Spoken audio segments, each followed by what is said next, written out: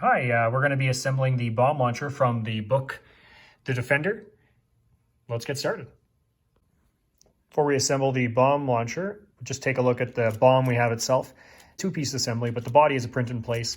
It makes these arms very posable. It's got 6 legs, as described in the book. Also made them into a fridge magnet, which is really quite fun because then it's highly posable. Lots of fun to play with. I have a few of these on the fridge already. But this does fit inside of the larger bomb launcher as well. All the dimensions are based off of it. Additionally to all the items we printed, here are some extra items. We need some scissors, we need some magnets. These are a 6mm diameter by 3mm depth. Some crazy glue, some extra little bit of filament, and a pen, which we're going to actually need 2 pens because we're going to steal the spring from the pen and make our triggers actuate. We have also supplied an optional trigger block, which is just a square piece of plastic to make sure that the trigger doesn't move if you really don't want to steal the springs. So we've got all of our pieces here. Here's our bottom handle cover, our left side handle, the radio trigger we'll call it, the valve trigger, some of the valve hosing, the valve grommets. Here's the radio frequency grommets we'll call them. They'll attach these gravity defying prints here. We'll call them the radio wire tubes. And here's the antenna that goes on the front section. There's our front section that's on there. And then here's our back section with the 2 hatches that are already almost assembled. I've taped them on there now just to kind of hold them in place, but they come in 2 arms which pop into the back hatch assembly. It's got a magnet hole there, and on the bottom is the magnet catch assembly here. I'll move this one over. You can see that the magnets are in there. I've just taped them in there now to make sure that they work. I'll glue them in there as we go. We'll start with that piece of assembly first. Hope you enjoy this video.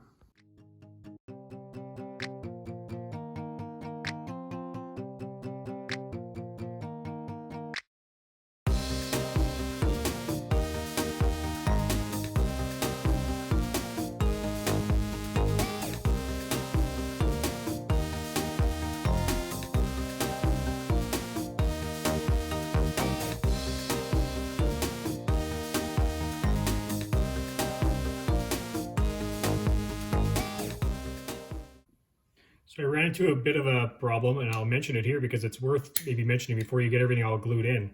I had put the magnet in to the left side here, and I'd actually had them in opposing polarity, so they didn't actually close. So watch out for that. Turns out, didn't think of it. Mention it to you so you can. Got my magnets oriented correctly now. I'll let them dry a little bit, but we can move on to some of the other assembly pieces. To move on to our front assembly of what we'll call the antenna piece, I've marked with Sharpie just here on which one's the actual top because it gets a little bit difficult to orient it once it comes off. It's really quite a cool geometry here. I've used the open beam aluminum extrusion shape from some of the other designs I've had and similar within the universe of the items I've been designing for the book, The Defender. I've used this in a few different things, the dual arm blade, the energy blaster here for the front mount, and it's a really useful shape. I'll maybe post the design itself just because I found it extremely useful, but really cool when we made this radial copy of that to make the actual 2 pieces mate together. Really cool effect. I really enjoyed it. It fits together quite nicely. I'll show you that later, but I've marked that in Sharpie so you can see which is the top for later. And so I flipped this on its side now, or I guess with the top side up. I've actually taped this on because it was a bit of a puzzle because I dropped it a little bit. But in the end, this is what it'll look like. And you'll see that once we glue this on, we'll have all these in their own area. But I was having trouble aligning them. Maybe once it's glued together, it won't be so bad. So I printed off some more of these body pieces that will slip between there as we glue and as it dries to keep it looking parallel. You can see on that side, it's not really there. We'll see how that goes. So I ended up using this side of the table because if you look at the shape of this guy, it doesn't fit really well. So I used the side of the table to help me get aligned, and I put a bunch of glue on the top. And then what I think I'll do is I'll put even more glue on it and then just put the whole thing on, get it kind of centered, and then hope that that's good enough. Okay, that seemed to work a lot better. Gluing all the pieces onto the main body, then putting the main body on, that was a lot better. It's turned out really good. It's gluing now. I don't want to touch it. We'll look at it later. Now when that top section dries, now we can work on the back handle assembly, which does snap nicely into the bottom of the back section there. But first we gotta steal the pin, or the spring from a pin. It's just a standard pin, and we've got 2 springs now. Then we can assemble the 2 triggers. Now in my version, I've left the yellow as the top trigger, which I'm calling the valve trigger. And so what I'm really, in the book, they talk about, it's double triggered bomb launcher, where the first one fires the bomb and the second one sends a signal for the bomb to detonate. So I'm calling this one the valve trigger, this one the radio trigger, and that's why I've got some of the nomenclature as the antennas, and I've got the valve hoses, and the now that we've got our 2 assemblies together, they do fit onto the back section here. So I've oriented the back section in alignment with the handle piece that's got the springs on it, because this one will just snap over top at the very end. So we'll try to fit that on there.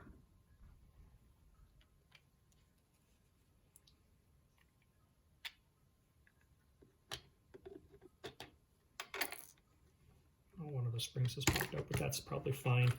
Put them back on after it's onto this piece. So that's fitting really nicely. And I guess maybe that's a tip for the future. Put this on before you put the springs in, because they do pop out. And now we're ready for some glue on either side of these. It's a really nice piece, and it's printed upwards, so you can see a really nice surface finish that's unfortunately hidden, but I really like these handle pieces. I used them in the other blaster design as well, and I really enjoy all the little features. It took me a little bit to get to work, but now that it does, definitely try to use it in both of these designs so that you get some life out of it.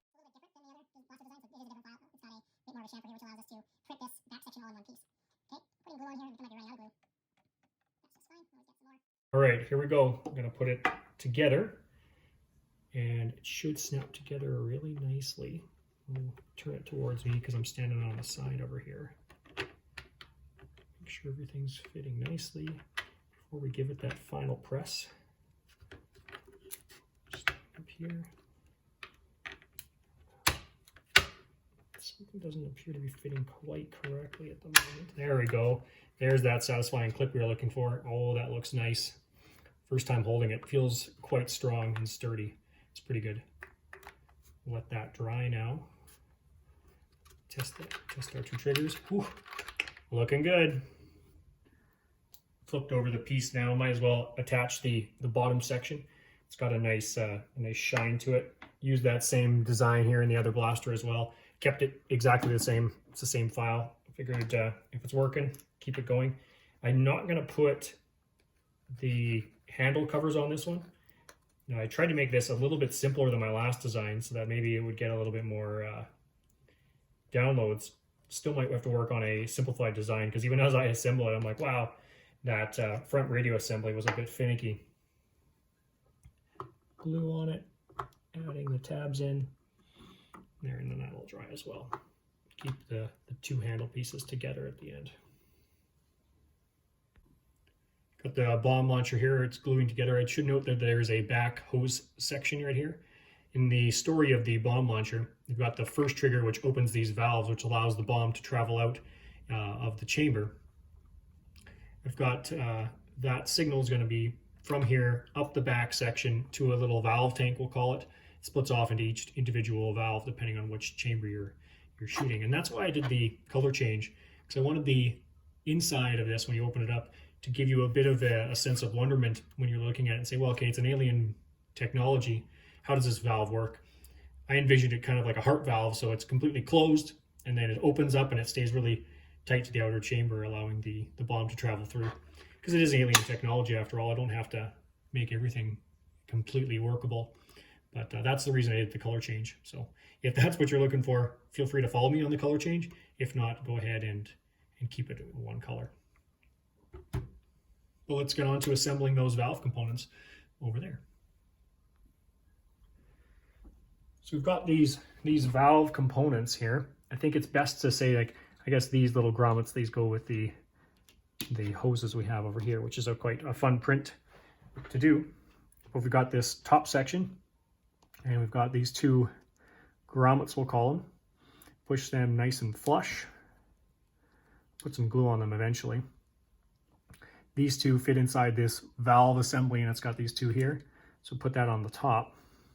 And then we'll landmark it a bit for right dead center of that gold band. And I might need to add a little bit of glue to that. And then here's our back section. Now it's got a flat side, and it's got a chamfered side, which will go through the back, and it'll line up right through here, which gives you that continuity from the yellow trigger in the front.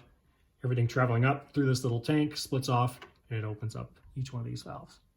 So we'll put some glue on that, see how it goes.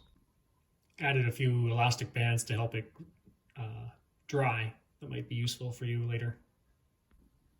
While that section dries, we might as well try and get the two pieces to fit together. So here we are. There we go. Fits together really well. I was originally going to have some sort of collar on there, but I thought, you know what? I'm just going to leave that like that. I also thought, you know, I can probably extend this and make this quite longer, but maybe that'll be a future build. But for now, I think we'll leave it as is. Perfect. Next thing is to put our last couple of components on. I've got these particular wires which come from the bottom trigger. They're going to go in through here and attach to here. I've got a bit of a grommet assembly figured out, which I'm going to snip off a piece of filament and just put that in half in here and half in here to give it a bit of strength. I'm not sure if it needs it, but figured it can't hurt. All right, we'll let these pieces dry. These elastics turned out to be very helpful, so maybe that's a good extra thing to have.